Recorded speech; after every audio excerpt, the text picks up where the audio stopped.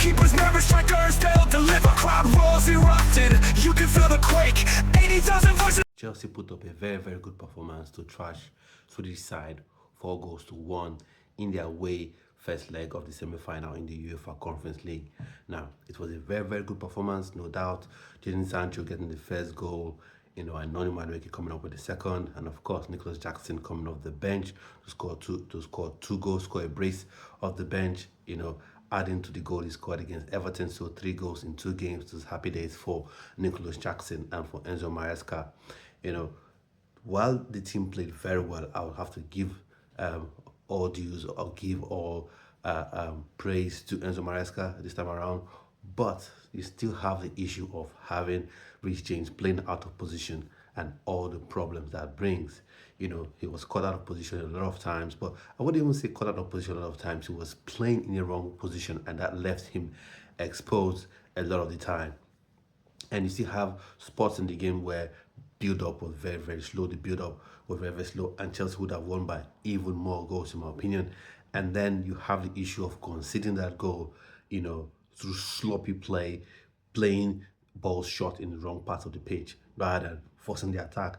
If you look at how that goal came about, that the goal by the Swedish side, you could see that it came from a Chelsea misplaced pass while an attack was on. So I don't get this, fascination, obsession with short passes in your own half of the pitch when you have the opportunity to go up front and even get more goals.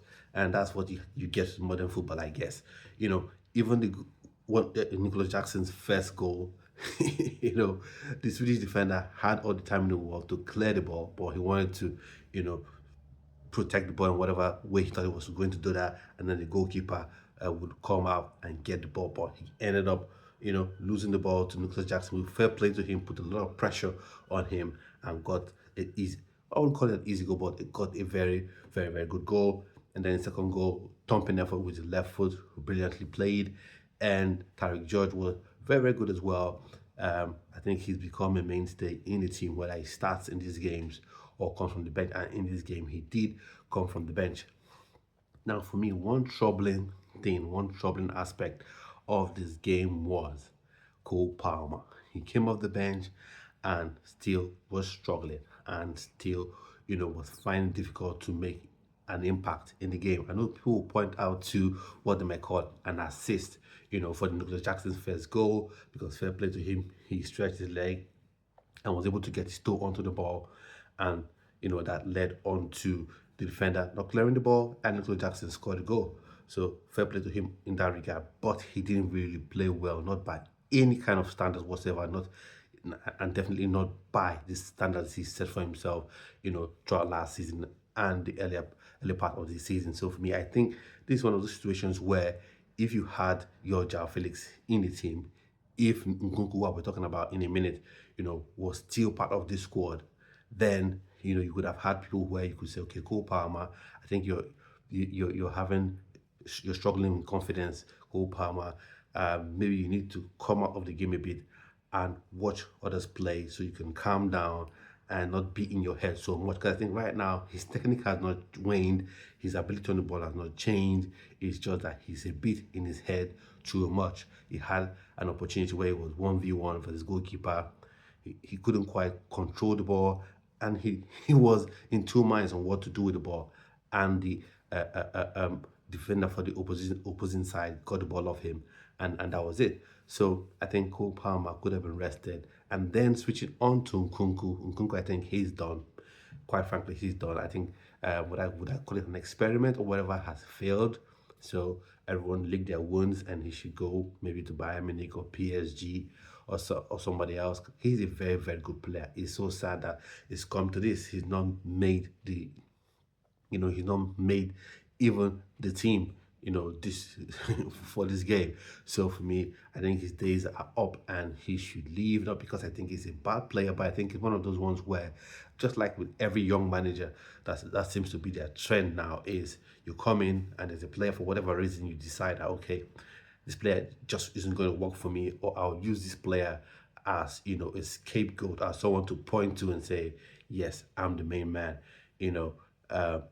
Mikel Arteta did it with Aubameyang, and now he's doing it with Christopher Nkunku, because in preseason we saw what Nkunku was all about. We saw how we used him. We saw how effective he was, and then suddenly the start of the season he begins to play him out of position. So there's no question of he doesn't know where to use him. He does know where to use him, but I think he just wants him gone.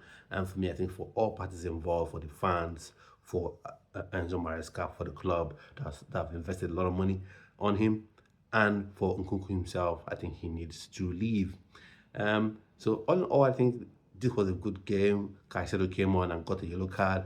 Well, that was well, but all a very good win, one leg in the finals already. So I'm yet to find out who's won Real Betis for the Fiorentina, and let's know that that game is going to be a tougher test for sure, because even today, despite the thumping 4-1 win, there were still opportunities for FC Djurgarden to affect the game, they could have almost scored two goals themselves.